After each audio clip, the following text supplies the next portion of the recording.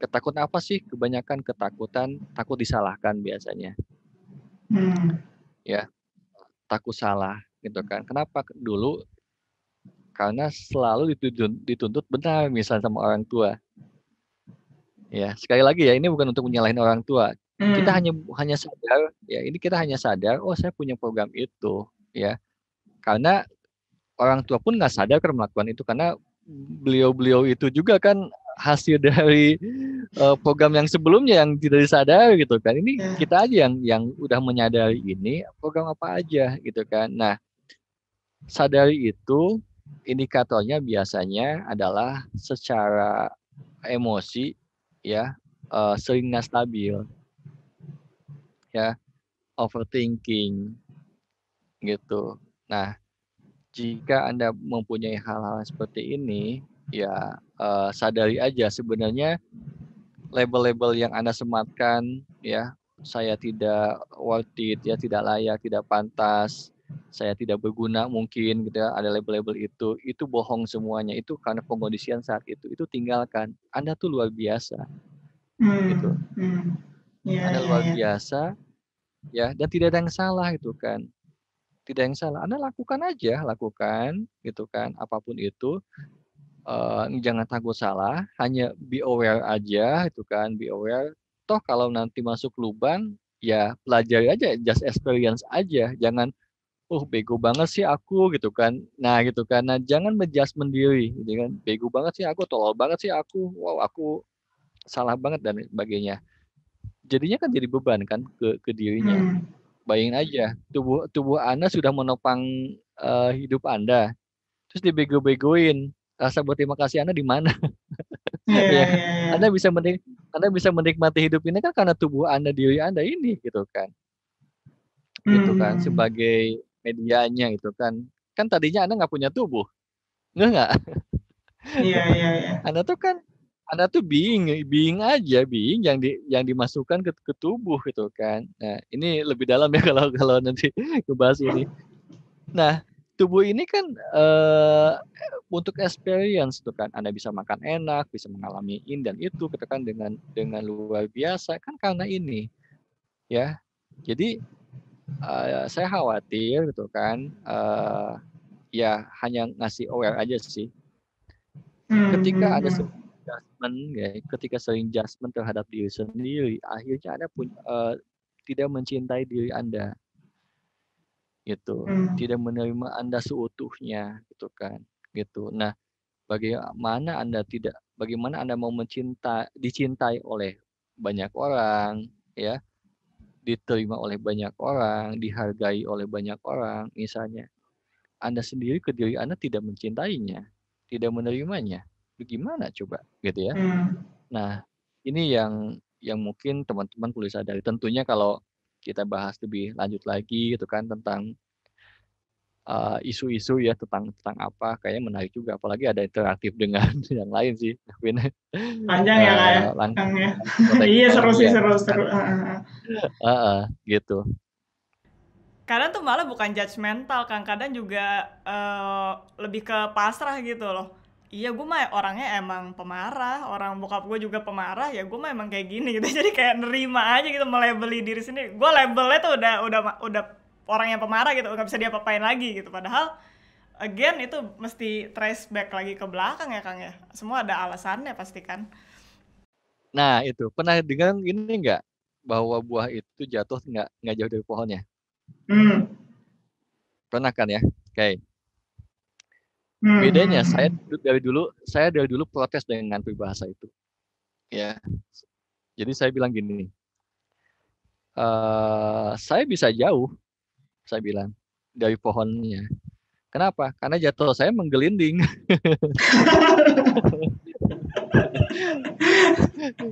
Saya Iya benar benar menggelinding, benar benar.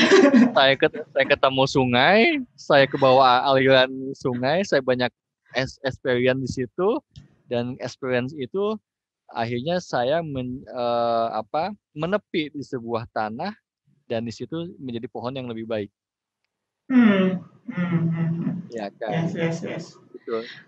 Nah, jadi tadi ketika akhirnya menerima itu tuh ya Anda yang memutuskan, jangan salahkan pohonnya gitu kan. Anda Hmm. yang apa, tidak sadar, tidak aware dalam jatuhnya, kan Anda juga bisa memutuskan jatuh bergelinding. Kenapa jatuh terus langsung diam di situ? Harus kita revisi itu Kang. Peribahasa. Nah, itu peribahasa itu harus ada tapinya gitu kan. Sekarang kalau buat generasi milenial, kalau menurut Kang Dani, mindset seperti apa sih Kang supaya bisa jadi generasi yang ibaratnya resilience gitu ya, tahan banting menghadapi tantangan dunia ini. Kan dunia juga hidup nggak mungkin cuma naik gini terus ya, karena juga bergelombang gitu kan. Nah, gimana supaya teman-teman tuh bisa, oh kalau ada masalah gue nggak langsung depres gitu. Ada nggak Kang tipsnya gimana? Ya, tipsnya kuncinya nih ya. Kuncinya Anda pegang nih, kuncinya pegang, punya keyakinan bahwa hidup gimana pun akan tetap baik-baik aja. Ya, itu kunci dulu tuh, ya. Kenapa? Karena Anda tuh jadi khawatir dan gelisah itu karena takut salah memutuskan, dan kalau takut salah memutuskan, Anda jadi tidak baik-baik aja hidupnya kan, gitu. Tapi kalau Anda percaya bahwa apapun yang terjadi saya akan baik-baik aja, setiap masalah itu selalu ada solusinya, aman. Ya, semuanya akan aman.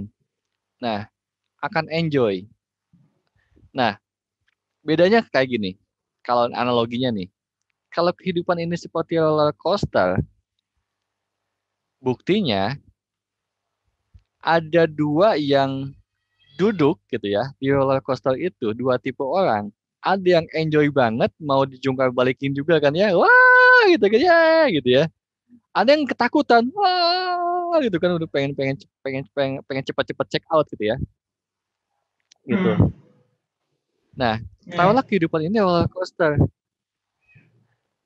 Ya, Anda tipe yang mana nih? Karena yang dia dengan senang hati, dengan sukacita, gitu kan, semuanya baik-baik aja, mau naik turun juga, gitu ya. Karena dia yakin bahwa segala sesuatunya di kehidupan ini sudah ada sistem yang menyelamatkan kita, yang akan tetap baik-baik aja. Kayak roller coaster sudah ada sistemnya, ya, gitu. Di satu sisi ada si penumpang yang tadi yang penuh gelisah karena pikirannya ini gimana kalau jatuh, gimana kalau jatuh, gimana kalau ini nggak aman, kan gitu. Ya, jadi isi kepalanya yang berbeda kan, kepala isinya yang berbeda gitu ya. Nah, Anda mau bagaimana di kehidupan ini melihat sebuah banyak keajaiban dan semuanya akan fine-fine aja, atau diisi pikiran Anda bahwa hidup ini penuh dengan kompetisi, hidup ini dengan penuh harus kerja keras, ya, penuh dengan pengorbanan, perjuangan. Misalnya kalau enggak gitu, saya nggak akan baik-baik aja. Enggak kok, hidup ini hanya menjalanin aja, berkarya aja. Ya, kalau saya, hidup ini bukan perjuangan. Hidup ini enjoy banget gitu ya. Saya bekerja bukan nggak kayak kerja, saya ya udah gitu ya, dengan senang hati aja gitu kan. Terus rezeki saya juga ngalir-ngalir aja dan harus bekerja. Saya bisa apa aja peluang-peluang saya dengan berkemudahan saya buka peluang-peluangnya. Tahu kan anak saya 6 kan, Vin? Wah nggak tahu kan? Wah serame banget Kang. Oke. Anak saya 6 gitu ya. Jadi bagi seumuran saya anak 6 itu yang wow gitu kan. Karena banyak di angkatan saya pun anak 2 aja itu repot banget gitu ya. Ya. Bedanya apa? Beda di keyakinan. Yang satu isi pikirannya dan keyakinan bahwa anak itu bikin ribet dan bikin beban. Kalau di pikiran saya dan keyakinan saya, anak itu benar-benar sumber rezeki, bisa penarik rezeki, dan akan baik-baik aja, aman-aman aja, dan semuanya akan aman-aman aja. Tergantung. Jadi mungkin makin ngeh ya dari obrolan kita teman-teman, mindset kita tuh penting banget. Bagaimana Anda cara memandang kehidupan ini, bagaimana cara memandang diri Anda, diri kita ini, itu kan seperti apa? Apakah I'm not worth it, atau you are, atau I'm awesome gitu kan misalnya. Mau bagaimana gitu kan, karena itu tergantung dari apa yang dipikirkan, apa yang dirasa hidup ini gitu kan. Anda itu begitu gitu kan. Nah, paling itu sih mindset-nya gitu kan, yang perlu dipunyai oleh siapapun sih sebenarnya ya. Hmm. Tapi yang utama kan kita lagi di milenial ini ya, sebagai penerus bangsa ini gitu. Gitu, Vin. Ya. Balik lagi mungkin karena kita adalah gen pemegang kendalinya ya Kang. Kalau aku selalu ngebayanginnya aku nih, ya kalau naik mobil aku yang megang setir gitu, tinggal mau ke kiri atau ke kanan, aku yang decide gitu kan. Jadinya kita yang ngambil keputusannya sendiri. Nah, oke Kang, ini kayaknya kalau mau panjang banget nih ya, banyak banget yang mau ditanyain. emang intrik banget sih Kang. Iya ya, emang intrik banget sih. Aku juga semakin mengenal, karena aku juga belajar mengenal mindfulness juga kan Kang, terus berusaha rutin meditasi juga. Jadi semakin melihat ke dalam lagi, itu tuh jadinya ya prosesnya nggak gampang, cuma jadi kayak nemuin pasal-pasalnya sehingga aku bisa lihat gambarannya tuh, oh ternyata kayak gini gitu loh. Ya, Jadi ya heeh, menarik sih memang. ya. Menarik. Nanti lebih banyak lagi tuh yang namanya awareness tuh apa gitu kan. Jadi salah satu perilaku awareness adalah bisa memandang hikmah di balik setiap kejadian. Jadi di belakangnya gitu.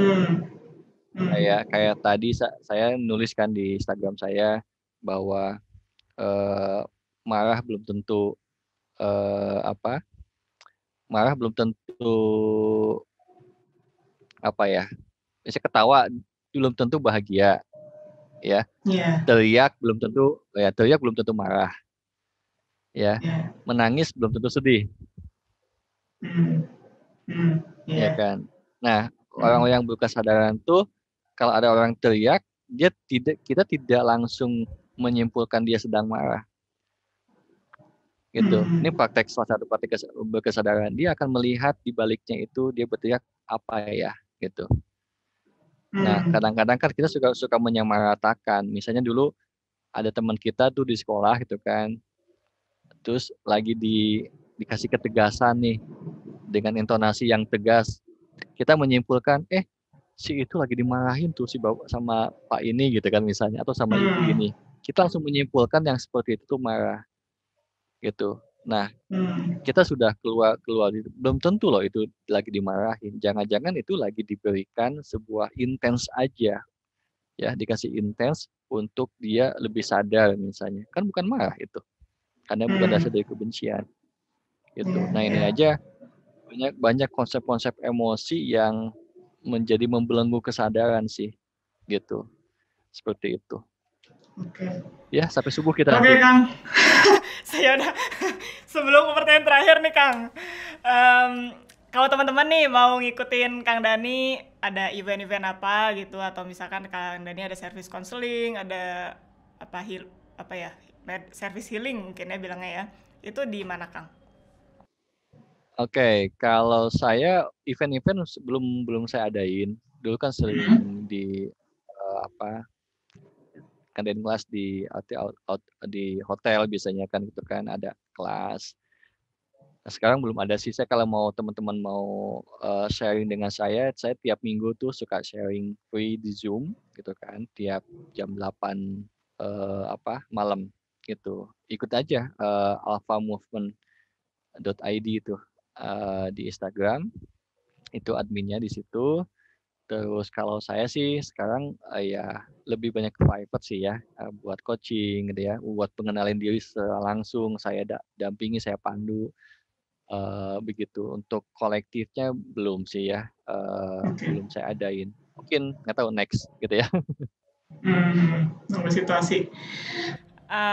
Pertanyaan terakhir Kang, mimpi seorang Kang Dani apa sih? Nah itu dia tuh, saya nggak punya mimpi. Oke, jadi Bing ya, Kang ya, bing. iya, mungkin karena saya gitu. Jadi ketika mimpi biasa apa? Jadi nanti saya takutnya ngarang lagi nih gitu ya. Iya. Karena the truth-nya gitu kan, kebenarannya saya nggak ada. Saya benar-benar menjalani aja. Seperti misalnya saya memang punya present nih, kesadaran saya present menjalankan ini nih dengan awareness gitu ya. Dan ternyata punya proyeksi gitu ya. Tiba-tiba punya proyeksi ini tuh berkembang gitu ya. Banyak teman-teman yang terbantu. Sampai misalnya ini malahan bisa membantu negara ini, bangsa ini dalam berkesadaran, dalam kesejahteraan itu kan. Itu mimpi bukan ya? Itu proyeksi sih gitu kan. Mimpi itu kayak tuh pengen begini deh, pengen begitu, ada ego, ya ada ego, saya mau itu gitu. Kalau saya nggak ada, ini proyeksi kesadaran mau kemana. Jadi saya mau ke sana, oke, gitu. Saya kita jalanin. Itu, jadi bukan mimpi tapi proyeksi kesadaran. Jadi udah ke sini nih, termasuk saya kenal sama Vina nih sekarang gitu kan. Itu salah satu dukungan-dukungan semesta dalam dia maunya apa, bukan aku ego maunya apa gitu. Itu beda. Nice, Kang. Itu kayaknya lebih besar dari mimpi. Ya maybe gitu kan. Kalau mimpi kan suka ada ekspektasi kan. Iya, jadinya benar. Kayak dikejar-kejar gitu kan akhirnya kan, kayak dikejar-kejar tuh gimana kalau nggak tercapai, gimana kalau nggak tercapai kan gitu kan, jadinya jadi stres kan. Kalau saya kan nggak ada, maunya mau dia bukan mau saya cuma bersedia menjalaninya, hanya itu aja. Nice. Tercapainya kapan dan tidak, ya udah ngalir aja gitu kan. Ternyata it is what it is ya. Gitu, let it be gitu ya, udah gitu aja gitu kan. Tapi ternyata dengan keringanan dan kelapangan saya, mungkin teman-teman ketika mendengar ini saya enteng banget gitu ya, seperti ini gaya-gayanya gitu kan, karena memang tidak ada saya harus dinilai baik sama teman-teman, enggak juga, apa adanya aja. Saya siap adjustment gitu kan, dinilai apapun saya siap gitu kan, karena keegoan saya udah tipis banget soalnya gitu. Jadi terserah aja gitu ya. Jadi tapi itu meringankan saya jadinya, apapun itu meringankan saya, dan ternyata kelapangan ini jadi memancar. Nah, ketika kelapangan ini memancar, kehidupan saya pun jadi lapang gitu kan, berkemudahan gitu dari segi apapun, dari pekerjaan, relationship, ya keluarga, kesehatan, finansial dan segala macam, saya jadi berkemudahan karena ya saya easy aja, simple soalnya gitu. Gitu sih, Win. Oke, Kang. Terima kasih sekali lagi, Kang, buat waktunya. Semoga teman-teman juga awareness-nya semakin meningkat untuk mengenal diri sendiri dan akhirnya mempunyai hidup yang lebih damai lah, lebih lapang kayak yang tadi Kang Dani bilang. Terima kasih, make sure juga teman-teman buat cek Kang Dani, buat follow juga acara-acaranya yang setiap jam 8 malam tadi ya, Kang ya. Yes, jika mau gabung, yuk kita belajar self healing gitu kan, kita banyak membongkar konsep-konsep yang sebelumnya nggak berguna buat kita sih. Oke, alright. Thank you sekali Kang Dani, sehat-sehat selalu. Semoga kita ketemu lagi di episode berikutnya. Thank you. Bye. Hey guys, thank you udah ngedengerin episode podcast Asa Diri kali ini. Semoga episode tadi bisa memberikan nilai lebih dan value lebih untuk lo yang ngedengerin. Kalau lo pengen support kita, bisa dengan follow Instagram kita di @asahdiri.ind, subscribe YouTube channel kita di Asah Diri, dan juga bisa taruh review di Apple Podcast. Ingat juga untuk share ke teman-teman kalian dan terus asah diri. Karena berlian tidak bersinar dengan sendirinya. Sampai ketemu di episode selanjutnya.